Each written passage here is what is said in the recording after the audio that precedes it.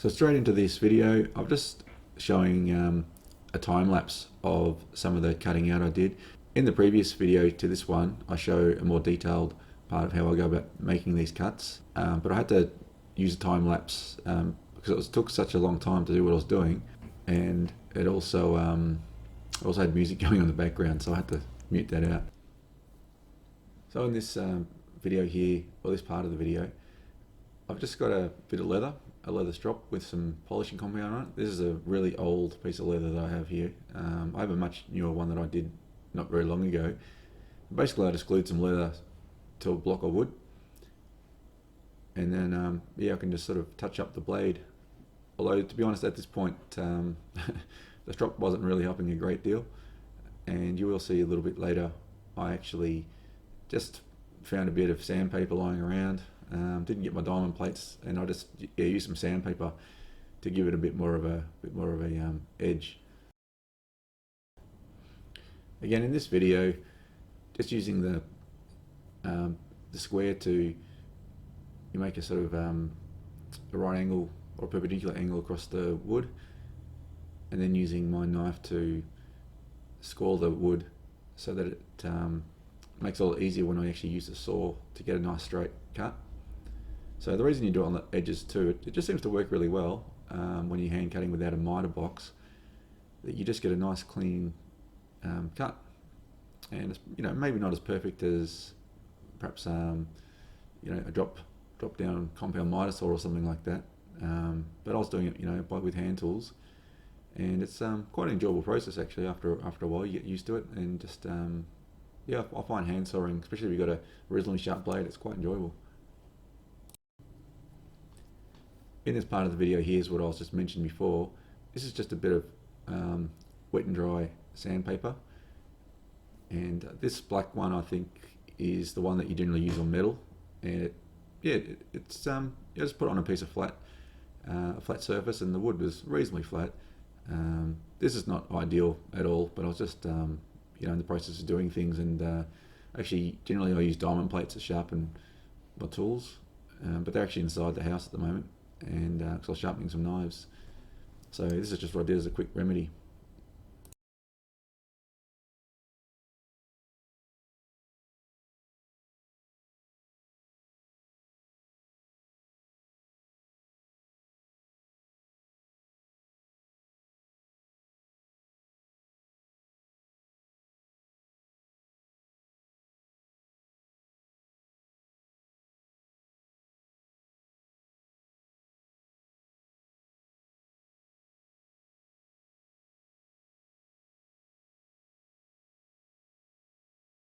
Okay, I've finished cutting out all the legs now, all the parts for the, well, not really legs, but podiums. I don't know if you noticed there that there was a wasp that came in, and it was zooming around my head, and it was on my head, and so I had to stop the video for a bit and come back to it. I not for very long, but yeah, that's why there was a slight break, and I've had to remove the sound because during the time I was cutting out the wood, I had music on in the background, which on YouTube would be flagged as copyright. So I haven't worked out what I'll do yet when I edit this later. I'll silence it out or put something in over it, or whether I just talk over it, or maybe even just do it as a time lapse. But anyway, the next step now is to now assemble the podiums, and there actually will be a few more bits I still haven't worked out. Let's do this on the fly. How I'm going to join these bits together to make it a solid sort of structure. But I'll make the frames now, and yeah, you'll sort of, hopefully then I'll be able to put it up and you'll be able to see where I'm going with it. Alright, so these are the podiums I'm going to make. So I've got the longer parts there, and let's see, these are little bits I cut out just earlier, and this is basically what's going to happen. So you're going to basically have a rectangle like this, and it'll be 4 of these. It'll be 2 on the left, 2 on the right. One at the front, 1 at the back. So what I'm going to do is I'm going to glue these together, and I'm using some mitre-clamps so I can try and get it square. So there's I think I may have mentioned in another video that I have these, and they're quite, they're quite cheap ones, but they do the job, And the sort of project I'm working on now, everything's pretty loose anyway, so even if it was a little bit out. I mean, these are pretty good. I have used them for reasonably accurate things before, like making boxes and stuff, where I've made the sides of the boxes and then had to do the lid separately, and it's all lined up. And I've had like a lip and everything like that. So yeah, basically what I'm going to do is, first I'm going to set my clamps the same right size, so I'm ready to go when I glue. So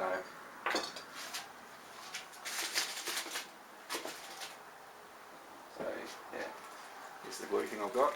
It's, it does the job. It's not ideal, but anyway. I think I may have mentioned too, perhaps I need to get some squeezy bottle ones. I used to have those, but as long as I have them, they do eventually, clog up with glue, or the nozzle becomes brittle and it snaps off. So, and it's happened to about 3 bottles over the last couple of weeks.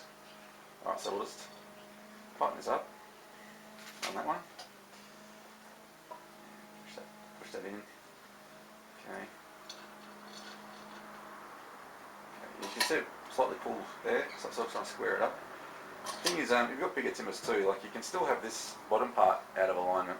I could put another clamp there, but okay, that last video was cut out because the battery went flat. This is a crappy camera and it goes flat so often. This is the last battery I've got in at the moment that's it's charged, and the only way I can charge it is actually with the camera, so I can't even charge the other ones whilst I'm using the camera.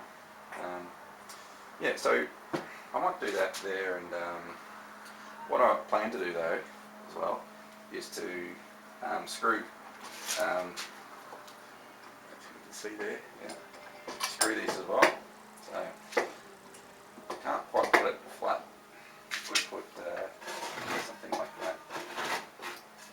So it's sort of, I think it's quite square, so yeah, alright.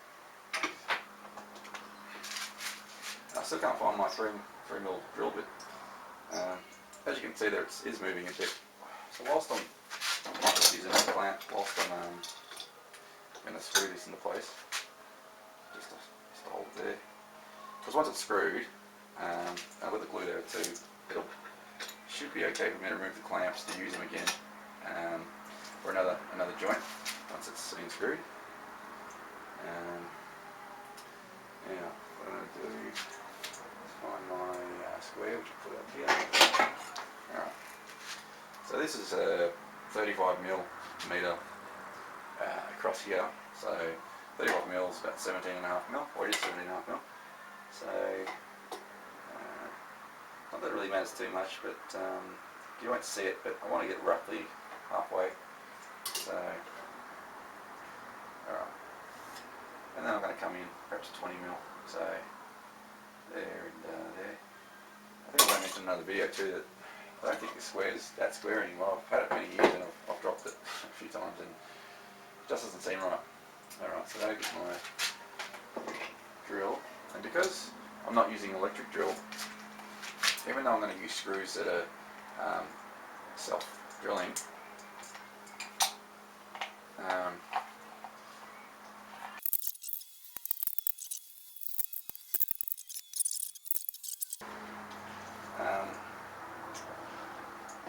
I'll just, when you're going to do a hole, you can just put like a nail or a screw like this,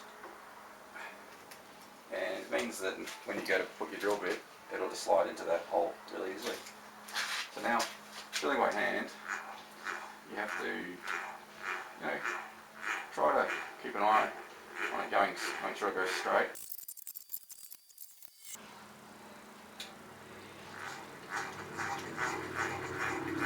And it's not going to quite.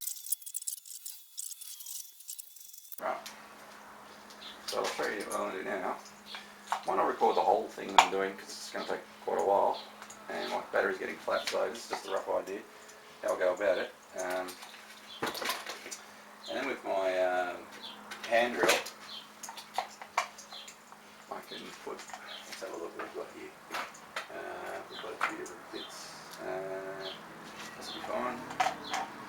I'm using, oops, I'll just want to put the macro on so you can see this. Alright, so just a drill bit, something like that, just normal what you normally put in an electric drill. And I'm just going to put that in my hand drill to try and drive in these screws. The screws I'm using, they are woodworking screws, but they're not technically wood screws. Like if you go to the hardware store, you'll find wood screws. You know, there's pretty much common wood screws just for wood. But I find them horrible to use most of the time, to be honest. So what I've found is a really great thing. It's in video to go to. They don't even stock wood screws anymore because they've found too that they're annoying. So just using chipboard screws. I'm not sure what it might be called in your country, but particle board screws. They look very much like a wood screw, but I think the thread's a little bit differently, and it makes it a little easier.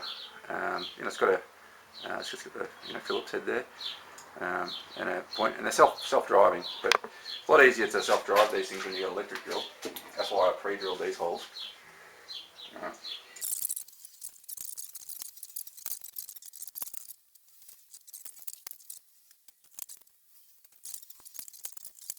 So that's that's sitting a bit proud there. But anyway, I'm going to stop this here. I'm going to go and get some other screws, another drill bit, and I might actually countersink these because I don't like the way that screw's sitting proud of the wood there.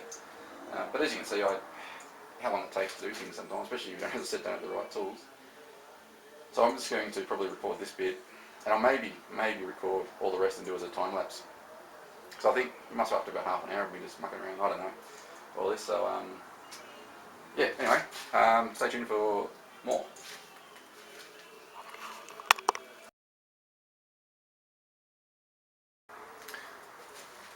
Alright, I'm still here actually, I haven't gone to get anything. I had a thought it might save me a trip, a bit more work, but anyway. What I'm going to do is pre-drill all the pieces first using this bit before I put the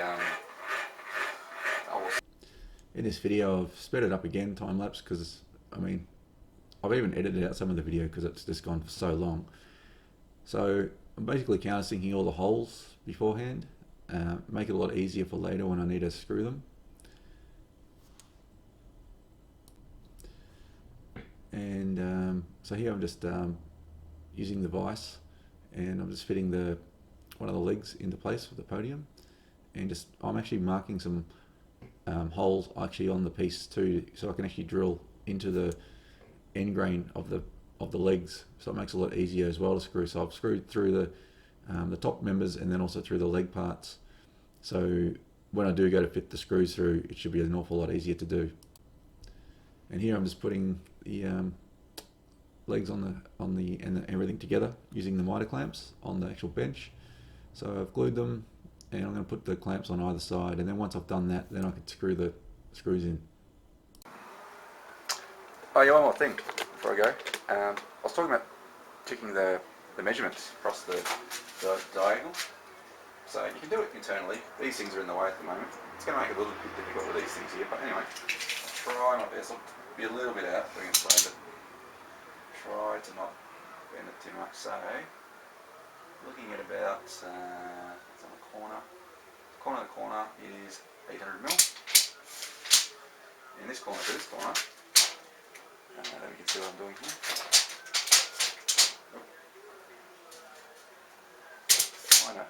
Try not to get my arm in on from this side. I'm not sure if that was blocking it. No, you can see it anyway. Alright, so look from this side so you can see what I'm doing. So it's on the corner here, and I think it's about 1mm. So that's pretty good.